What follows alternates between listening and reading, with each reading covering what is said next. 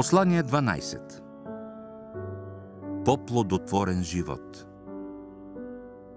Когато бях на земята в Палестина, казвах: дошъл съм да ви донеса по-плодотворен живот. Дали някой в християнските църкви някога наистина е разбирал тези думи?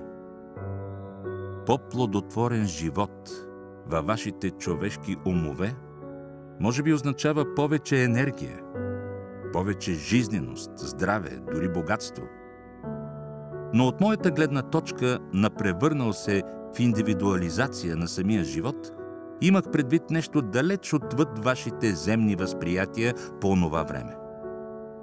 Знам, че сега е точният момент да се опитате да издигнете съзнанието си до по-високи нива на духовност, където ще започнете да съзирате истината, която се опитвах да разкрия на евреите в Палестина. По-плодотворен живот. С тези думи исках да поясня, че вашите човешки възприятия са ограничени. Всъщност, освен ако вече не сте били на истински духовен път, търсейки реалността на онова, което дава форма и съзнание на цялото творение, вие сте обвързани със своя господстващ повелител – егото.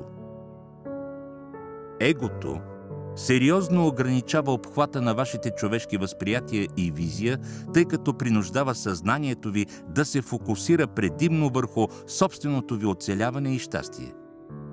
Ще поискате да откриете повече за съществуването и неговия произход, само когато душата първа изпраща съобщение до земното ви съзнание, че в живота има и друго, освен собственото ви аз. Тъй като съзнанието на човешкия ум постепенно се пробужда от дългото си подчинение на егото, то започва да си задава въпроси за много неща, които са извън неговите познания в момента. В началото на своето търсене на по-задълбочени знания за неизвестното, вероятно ще бъде привлечено към някаква религия, тъй като от ваша гледна точка изглежда, че църквите би трябвало да пазят тайните на източника на живота сред своите учения и мъдрост.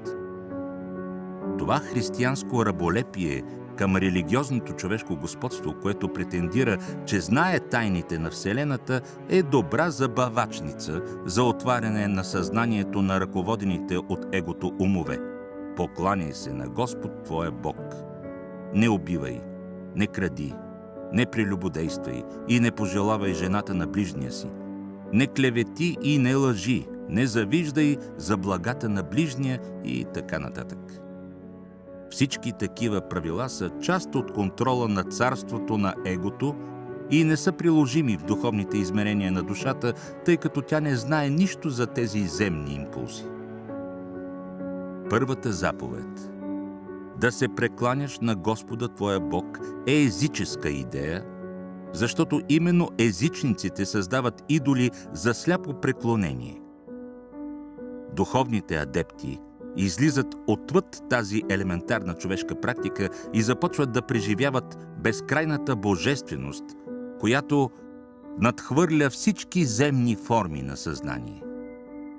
Когато станете член на църква, особено християнска или еврейска, първото указание към вас е във всеки момент да помните, че сте произлезли от един велик източник, който ви е дал индивидуалност и съзнание, и затова трябва да сдържате импулсите на егото си. Импулсите на егото ви тласкат в две посоки. Да се вкопчвате в притежания, които смятате, че ще ви направят по-спокойни или щастливи, и да отблъсквате, да се защитавате, дори физически, ако е необходимо, от всичко онова, което ви създава неудобство или възприемате като опасно за благосъстоянието и живота си. Когато вече навлезете в религиозните правила, насочват вашето непосредствено внимание към Бога и ви учат, че за да му угодите и гарантирате собственото си щастие, трябва да избягвате всички импулси на егото, изброени по-горе. Но това правило също е продиктувано от егото, тъй като непризнатата цел зад него е стремежът ви да намерите щастие и сигурност. Ако принадлежите към християнска църква, обикновено ви се казва: ако не угодите на Бога, вие съгрешавате. Както може би разбирате, това твърдение налага тежки ограничения върху способността ви да цените живота. Вие сте поставени в мисловна клетка, която затваря умовете ви в тези злокобни предупреждения, че ако не угодите на Бога, ще съгрешите и неизбежно ще бъдете наказани. Никога не се казва как да бъде разпознато наказанието, но заплахата остава да тегне над главите на всички в паството. Някои хора са дълбоко огнетени от такова учение. Това е сериозно ограничение на жизнения импулс, който в най-пълния си смисъл представлява безгранична радост, ентусиазъм, смях, любов, спонтанност, благосъстояние и присъщо чувство на оптимизъм, че животът никога няма да ви разочарова и ще имате достатъчно храна, напитки, дрехи и всичко необходимо, за да бъдете щастливи. Животът е активен поток съзнание, който произлиза от всемирното и който обединява и възпламенява спящите семена в растения, животни и човешки същества и ги подтиква да растат в съответствие с вътрешния план, наричан от науката ДНК. Това е истинският всемирен, вечен, жизнен импулс, който ви принадлежи по право още с раждането ви на този свят. Можете да го видите в децата, преди техните невръстни умове, обучавани от възрастните, да започнат да се чудят дали животът наистина е толкова сигурен, лишен от болки и страдания, както са си мислили.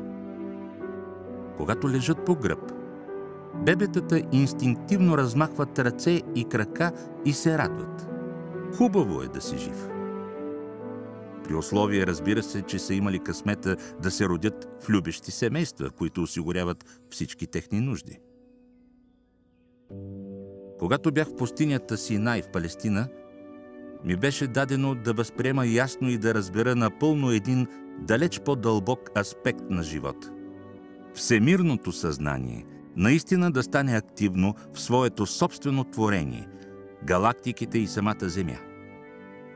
Видях, че произходът на живота, източникът на нашите същества, винаги се проявява чрез всяко живо нещо, от най-малкото до най-голямото, от теменушката до слона, по един много специален, интелигентен начин, толкова последователен, че можете да го наречете естеството на това, което е дало видима форма на цялото творение.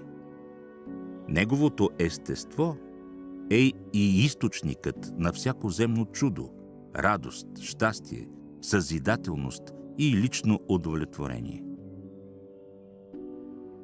Без значение къде се намират, живите творения, хора и животни, са подкрепяни буквално минута след минута от присъщото естество на източника на нашите същества. Това не може да бъде избегнато. Но дори след като дойдох на Земята преди 2000 години, а и по-късно, тази велика истина не беше научена, докато не се върнах чрез ума на своя писар, за да разкрия нейната огромна значимост. Не е нужно да преследвате щастие или успех, здраве или реализиране на мечтите си, защото всичко това вече е вътре във вас, отпечатано от източника на вашите същества, извора на живота. Всички тези неща, за които толкова силно и съвсем основателно копнеете, са ваши. Но те не изглеждат ваши, защото са скрити под всички умствени структури, вярвания и мнения, които вашите предци и техните предци са създали и са ви предали.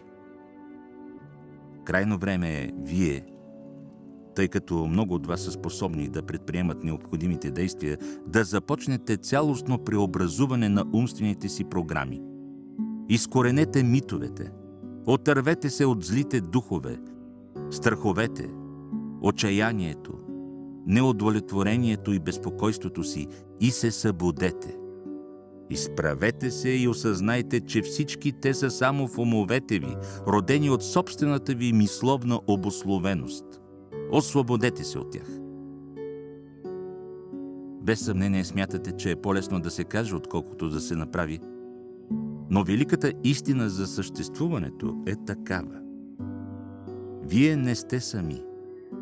Има учители, които проповядват позитивно мислене. Аз никога не съм го правил. Казвах ви ясно, че небесното царство е вътре във вас. Имах предвид, че самият живот е източникът на всичко, което някога бихте могли да поискате, при условие, че му позволите да работи във вас, като премахнете напълно съмненията си и вярвате, че той ще ви осигури благоденствие, радост и удовлетворение до степента, в която можете да освободите умовете и емоциите си от старите мисли и чувства на егото. Това имах предвид, когато казвах: дойдох да ви донеса по-плодотворен живот. Дойдох и идвам сега, за да ви пробудя за факта, че животът вътре във вас подтиква преди всичко вашия собствен растеж, после и растежа на вашите планове, надежди и очаквания. Дава ви цялото нужно съдействие, за да може плановете, надеждите и мечтите ви да се развият по онзи правилен и съвършен начин, който ще донесе живот и на други хора. Той се намесва във вашите изпитания и ви изцелява, когато сърцето ви е натежало или тялото болно. Той облегчава вашето нещастие така, както лекува счупени кости. Задоволява по съвършен начин всичките ви нужди, още щом възникнат. И животът, за разлика от човешките същества, поддържа една система на ред във всичко, с което се заема. Тези неща са по-плодотворен живот, повече отколкото сте мечтали. Проверете думите ми. Представете си много ясно своето най-съкровено желание, отнесете го до божественото съзнание в безмълвна медитация, помолете се и искрено благодарете, че вече го получавате. Така молбата ви се изпълва с живот и се превръща в видимо същество, точно както семето расте, когато се посади и полее. Изчакайте. Благодарете непрестанно, че получавате. Никога не се съмнявайте и ще ви бъде даден много ясен отговор.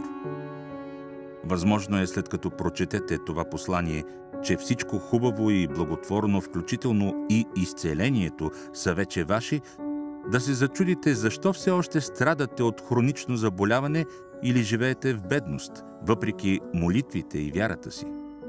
Може да се усъмните сериозно, доколко сте способни да вярвате истински.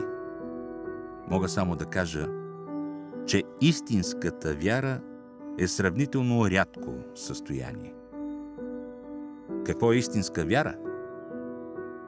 Това е момент на огромно, пълно, трансцендентално убеждение, когато знаете, далеч отвъд цялото негативно и боязливо неверие, че животът е по-мощен, по-преобразяващ, по-съвършен в контрола на атомните елементи, отколкото изобщо може да бъде някое заболяване. Тогава, както стотици хронично и тежко болни хора са свидетелствали през вековете, се случва жадуваното невъобразимо чудо. Внезапно усещате приток на топлина и сила, може би виждате светлина, чувствате цялостност на ума и тялото там, където преди е била болестта. Постижимо е. Чудесата се появяват и след по-дълъг период от време и затова остават незабелязани, но те може да са толкова резултат от нестихващата вяра, колкото и бързото спонтанно изцеление. Чудесата за задоволяване на нуждите са най-различни и се случват много по-често, отколкото осъзнавате. Стремете се да вярвате. Молете се за вяра. И когато най-малко очаквате, тя ще ви бъде дадена. Старайте се да бъдете съвършено последователни в усилията си да намерите и да се свържете с Божественото, и това със сигурност ще ви бъде дадено. Такъв е законът на съществуването. Когато помолите, ще получите. Когато потърсите, ще намерите. Когато почукате, ще ви се отвори. Намерете утеха в това. Вярвайте.